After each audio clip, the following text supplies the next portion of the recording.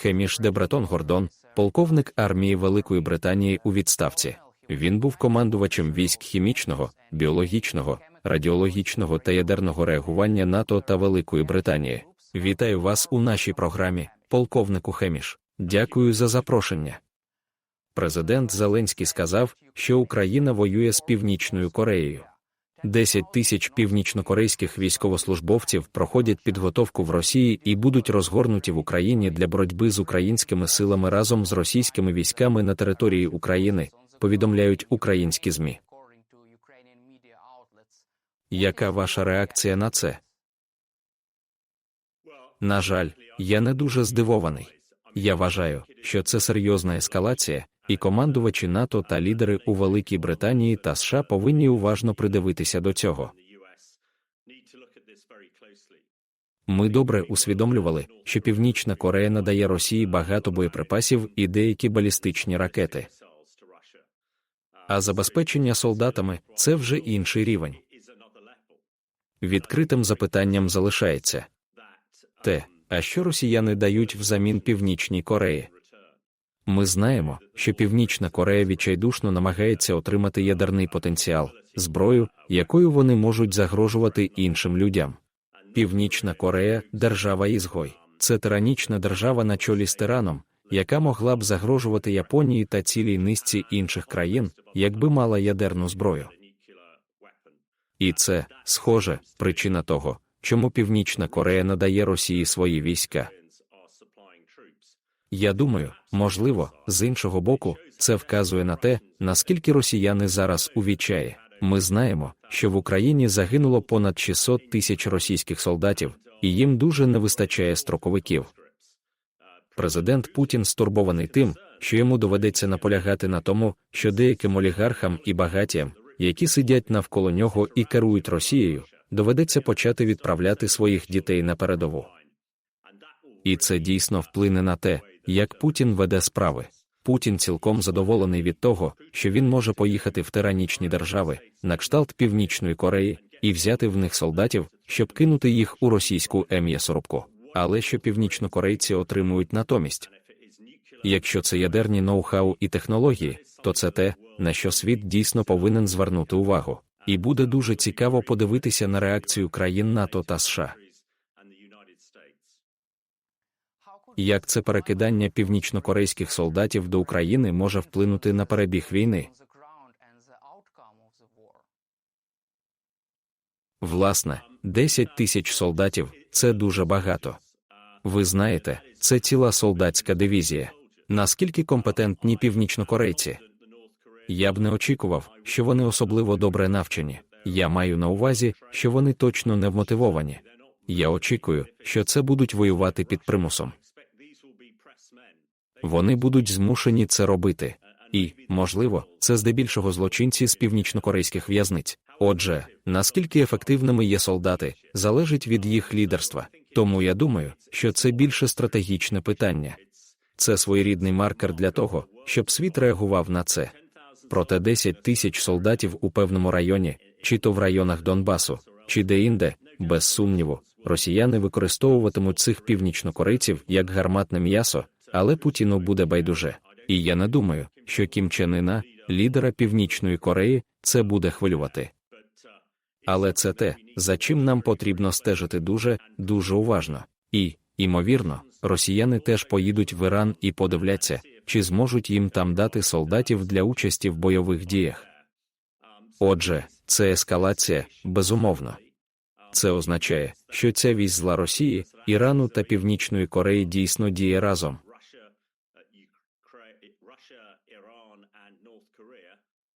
Але я думаю, що це також свідчить про те, що Путін все більше впадає у відчай.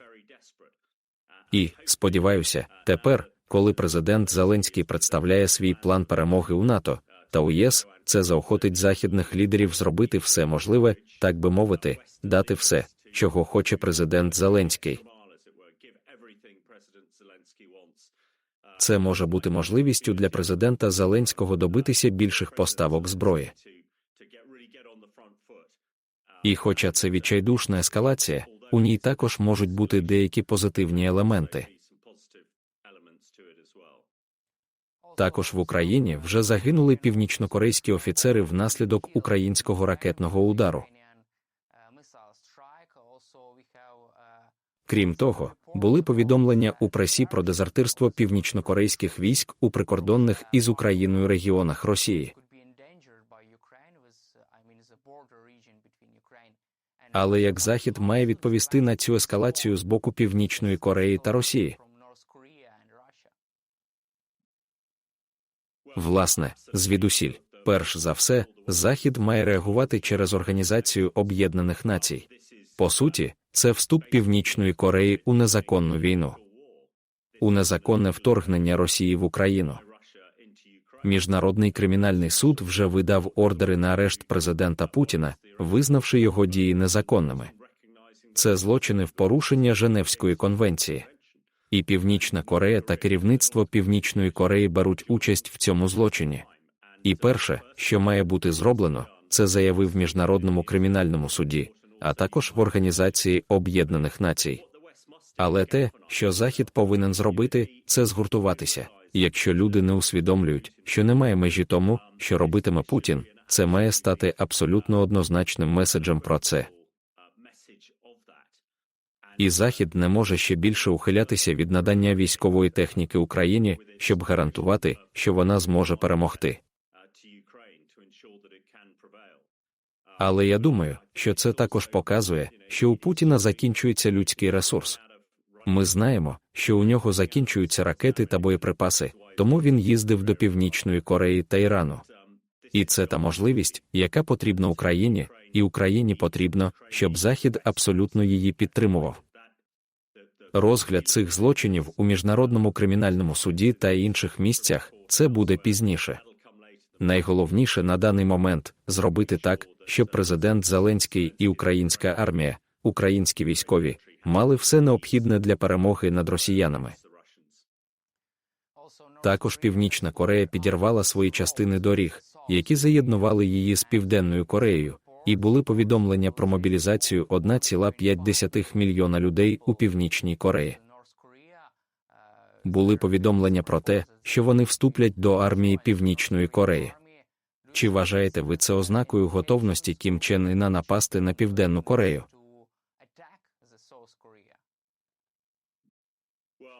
Власне, відбувається багато цікавих речей, і, безумовно, це може бути ознакою того, що Північна Корея має намір щось зробити. Але я думаю, що КНДР відправила 10 тисяч військових до Росії, і це звичайні солдати. Це не просто мобілізовані, так би мовити, новобранці. Можливо, це ознака того, що лідер Північної Кореї Кім Чен Ін стурбований. Але брязкання зброєю і тихий конфлікт між Північною і Південною Кореєю тривають постійно. І я думаю, знову ж таки, велике занепокоєння полягає в тому, чи Північна Корея має можливість виробляти ядерні ракети. У такому разі це дуже сильно змінює баланс сил не на користь Південної Кореї. Зараз Південна Корея знаходиться під гарантією безпеки США, а я думаю, що близько 60 тисяч солдатів США перебувають у Південній Кореї, тому Північній Кореї потрібно бути дуже обережною. Якщо вони нападуть на Південну Корею і вб'ють солдатів США, то це втягне США у нову війну, тому це, ймовірно, не входить до планів Північної Кореї. Але все це взаємопов'язано, як ми вже говорили, з тим, що відбувається в Україні. Тож це справді дуже небезпечний час, і він є ключовим. І час, можливо, не випадковий. Ми знаємо, що вибори в США відбудуться за кілька тижнів, і це знову може вплинути на те, що відбувається в Україні, а також на те, що потенційно може статися між Північною та Південною Кореєю.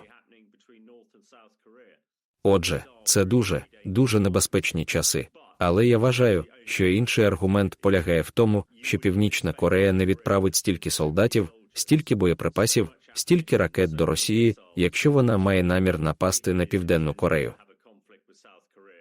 Якщо розглянути це з військової точки зору, тоді це точно не було би розумно.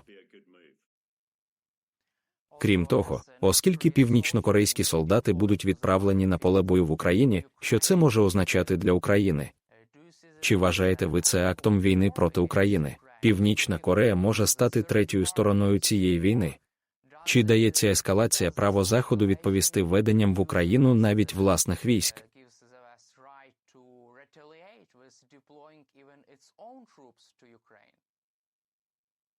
Власне, це дуже вдалий момент для цього.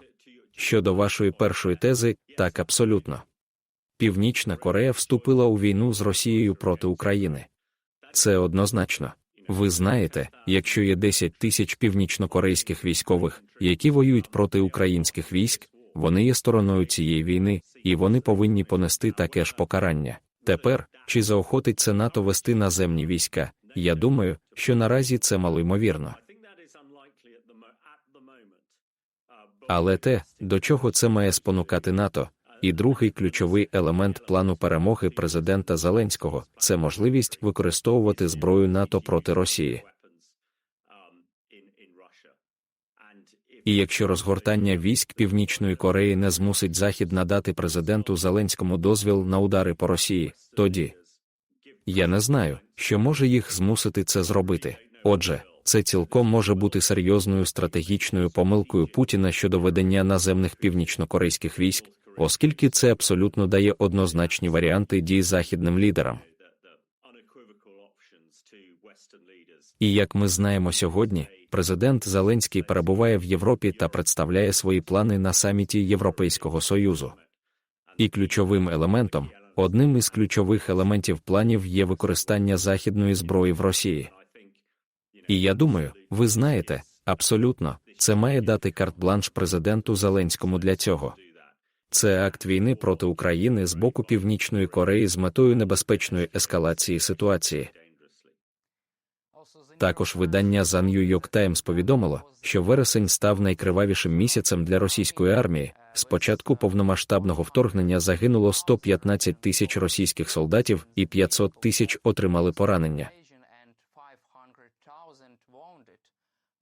Чи може це бути причиною, чому Путін такий відчайдушний, чому він попросив лідера Північної Кореї вести свої війська в Україну? Так, я думаю, це абсолютно так і є. Такі цифри, навіть для такої країни, як Росія, є надзвичайними.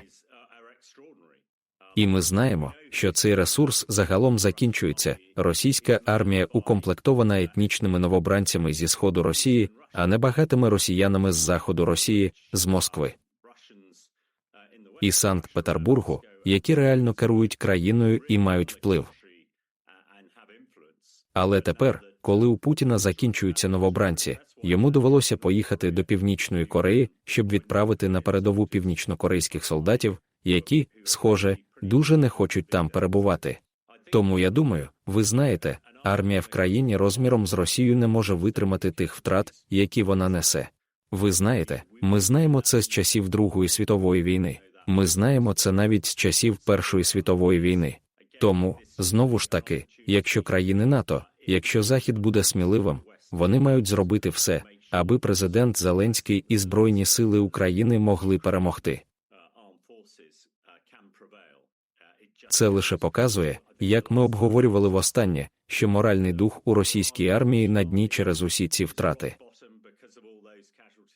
Ними дуже погано керують, їм дуже погано платять. І рівень дезертирства надзвичайно високий.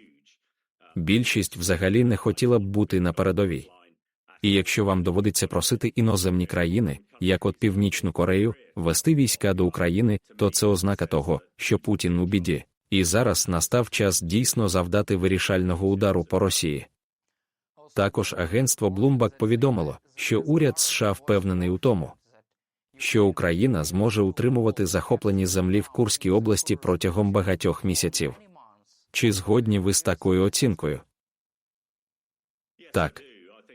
Я вважаю, що Курська операція, про яку ми говорили в минулому, була блискучим кроком української армії, як і її організація. Звичайно, врешті-решт, через багато тижнів після вторгнення, Росії вдалося контратакувати і повернути частину земель, але не є чимось значущим. І я також думаю, як зазначив президент Зеленський, це ключовий елемент. І я нагадаю, що посол України в Лондоні сьогодні давав брифінг. І, знову ж таки, зазначав, що це курське вторгнення, захоплення курської території буде ключовим елементом будь-яких дискусій у майбутньому. Я сподіваюся, ми зможемо досягти саме такого припинення вогню, на яке погодилася би Україна. Отже, так, я думаю, що маневр у Курській області був дуже значним і дуже сколихнув Путіна і його генералів, і це безсумнівно причини, чому він зараз повинен просити північнокорейців прийти і підтримати його хвору армію. Президент Зеленський представив план завершення війни в Україні наступного року. Цей план складається з багатьох важливих пунктів, але ми розглянемо з вами найважливіші. Тож, план складається із запрошення України до вступу до НАТО, дозволу Україні завдавати ударів по Росії зброєю західного виробництва та розгортання неядерних засобів стримування в Україні. Як ви оцінюєте план перемоги президента Зеленського? Власне, я вважаю, що він абсолютно правий. Як на мене, найголовніше і найпростіше для завершення війни – це другий пункт – застосування західної зброї в Росії. Це мало статися кілька місяців тому. Ми б не були в такому становищі зараз, якби це сталося. І будемо сподіватися, що лідери, західні лідери, яких він просить, дозволять це абсолютно якнайшвидше. Питання щодо НАТО – так, звичайно. Якби Україна була частиною НАТО до 24 лютого 2022 року, Росія б не вторглася. І я думаю, що інший ключовий елемент полягає в тому, що якщо Україна є частиною НАТО, вона стає, так би мовити, наріжним каменем, як би ми назвали це у Великій Британії, для оборони НАТО, тому що тоді з півночі на південь по всій Європі будуть країни НАТО, і з Україною посередині. Тому я вважаю, що для довгострокового миру важливо, щоб Україна стала частиною НАТО. Коли ми говоримо про неядерне стримування, я думаю, що це може бути складнішим для деяких західних лідерів. Гадаю, вони скажуть, що у них є неядерні засоби стримування в таких місцях, як Польща, які, очевидно, дуже близькі до України. Але розгортання західної військової техніки або значної кількості військової техніки в Україні, укомплектованої військами НАТО, так би мовити, є можливим. І я думаю, що країни НАТО повинні чітко дати зрозуміти Путіну, що вони готові це зробити. Якщо Путін не почне розглядати спосіб того, як він міг би вивести російські війська з незаконно окупованої території в Україні. Також для нашої аудиторії буде важливо розуміти значення неядерних сил стримування. Що це означає з вашої точки зору? Чого хоче президент Зеленський, окреслюючи цей пункт про неядерні сили стримування в Україні? Це відкрите для інтерпретації питання. Можливо, мова йде про балістичні ракети великої дальності, які потенційно можуть завдати удару по Москві, по ключових районах на кшталт цього. Крім того, мова може йти про стратегічні літаки, як от винищувачі-бомбардувальники «Стельс», та, ймовірно, морські спроможності, які базувалися би у Чорному морі. Тож, можливо, президент Зеленський має щось із цього на увазі. Але, як на мене, це мають бути такі спроможності, які могли б вдарити у саме серце Росії та знищити ключові об'єкти, зокрема Кремль, палаци Путіна тощо, за допомогою технологій, які перевершували би усе, що росіяни мають на даний момент з військової точки зору, маю на увазі стратегічні спроможності. Тому, як на мене, мабуть, так воно і є. І я очікую, що американці і, можливо, британці та інші скажуть, власне, ми можемо зробити це з-за меж України. Але ключовим елементом було б, щоб лідери НАТО сформулювали це так, щоб Путіну було абсолютно ясно, що вони готові використати їх, якщо це буде необхідно. Чи вірите ви, що цей план дійсно може покласти край війні в Україні наступного року? Ми бачили повідомлення про те, що західні лідери сприйняли цей план зі скептицизмом. Що ви думаєте з цього приводу? Власне, я думаю, для того, щоб закінчити війну, потрібно мати план її закінчення. І ви знаєте, без сумніву, президент Зеленський і його команда наполегливо працювали над цим. Як на мене, в ньому є всі елементи. Загроза вступу України до НАТО має бути реальною, і вона має бути дуже важливою для Путіна та його генералів. Біда в тому, що Путін – автократ. Він в значній мірі керує всім сам, і будь-кого, хто з ним не згоден, він позбувається. Але це має бути щось, що Путін зрозуміє. Що він цілковито вляпався, якщо це станеться. Україні потрібна можливість завдати удару по Росії, абсолютно. Якщо Путін не зможе атакувати українські міста, і якщо він не зможе використовувати свої ключові аеродроми, то йому буде дуже важко просунутися вперед, знаєте, на Донбасі чи деінде.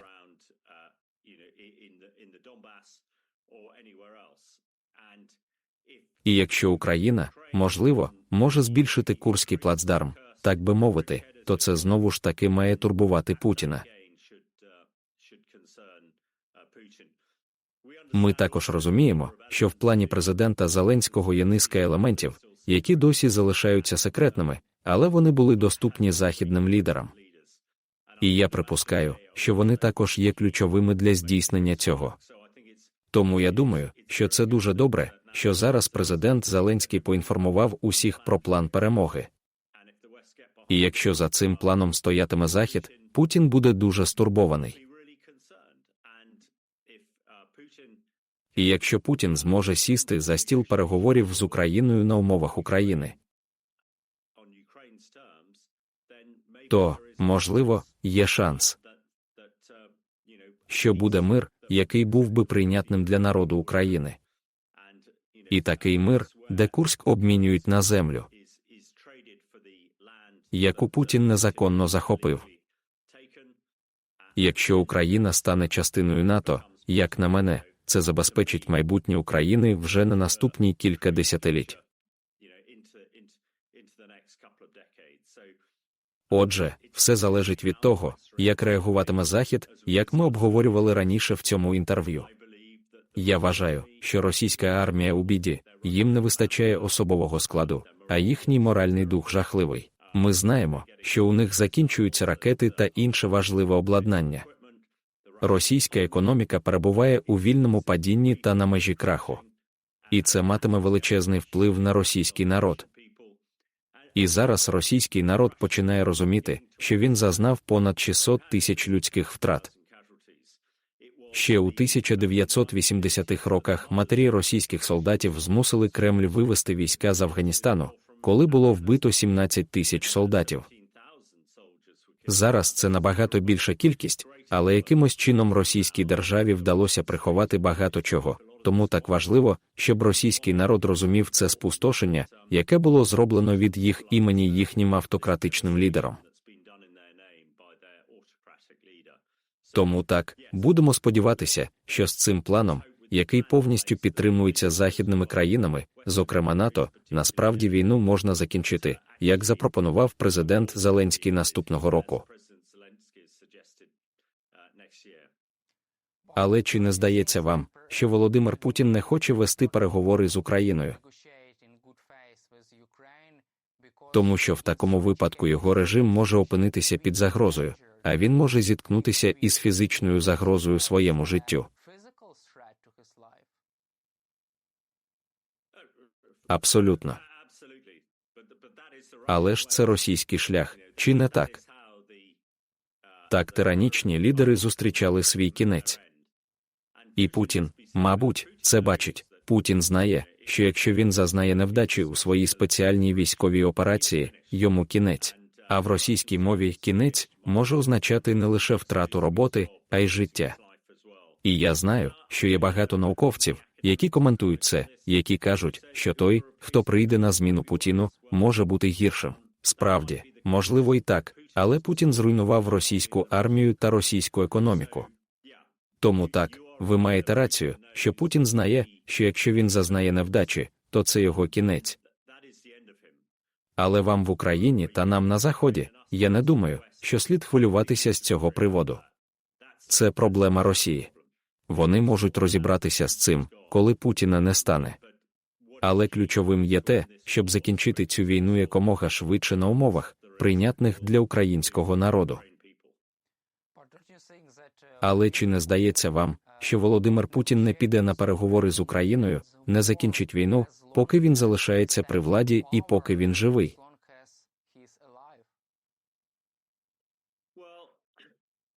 Напевно, ви маєте рацію. Я думаю, що ймовірно, це так. Але шлях до завершення війни та шлях до припинення правління Путіна полягає в тому, щоб переконатися, що Україна переможе. Отже, так, якщо ми, Захід, зможемо дати Україні право бити по Росії ракетами, це схилить ваги терезів, я думаю, тоді його армія зазнає краху.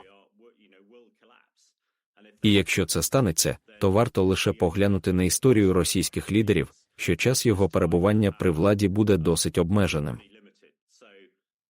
Тому це складна ситуація. Всіх на Заході непокоїть слово «зміна режиму».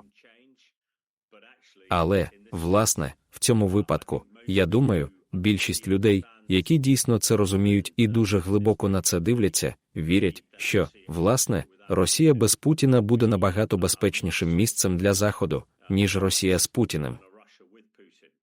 Режим Путіна добігає до свого кінця, і ми повинні зробити так, щоб це сталося швидше, а не пізніше. В чому ви бачите слабкість його режиму? І чи бачите ви в Кремлі якісь інші сили, які могли б бути зацікавлені в усуненні Володимира Путіна просто зараз чи в подальшому?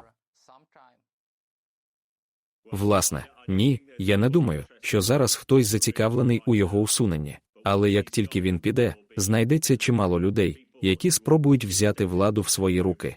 Все ж, я думаю, що Путін все ще дуже міцно тримає владу, і ця влада, подібно до сталінської, утримується за допомогою терору.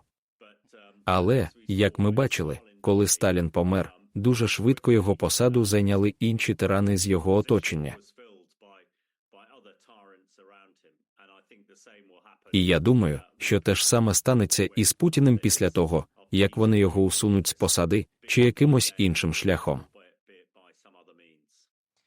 І я хотів би також висвітлити деякі інші аспекти плану перемоги України. Головнокомандувач української армії генерал Сирський заявив, що Велика Британія готує власні пропозиції в контексті плану перемоги України. Як вони будуть виглядати? Я сподіваюся, що перш за все, вони виглядатимуть як надання українським військовим свободи дій для використання ключових британських військових елементів, таких як ракет Storm Shadow, які можуть бути надзвичайно важливими для атак на Росію.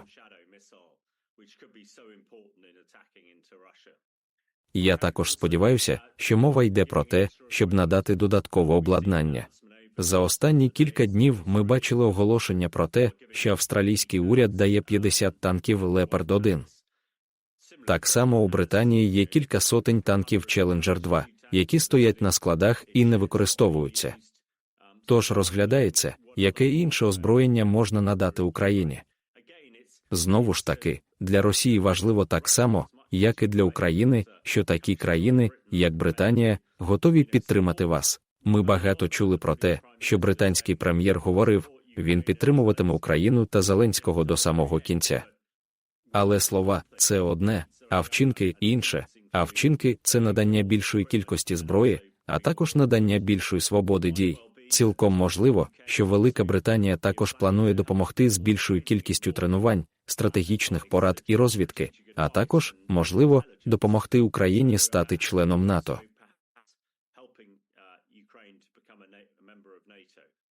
І до цього додається ціла низка складових.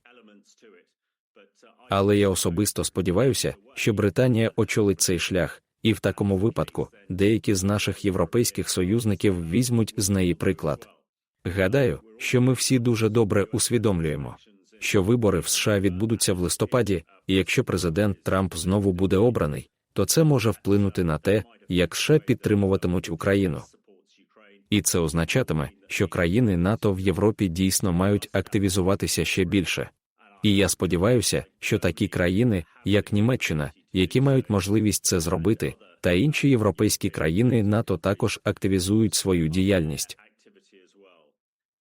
У нас також, звичайно, зараз є Фінляндія та Швеція в альянсі НАТО, і вони мають дуже боєздатні сили, і їх також заохочуватимуть робити більше.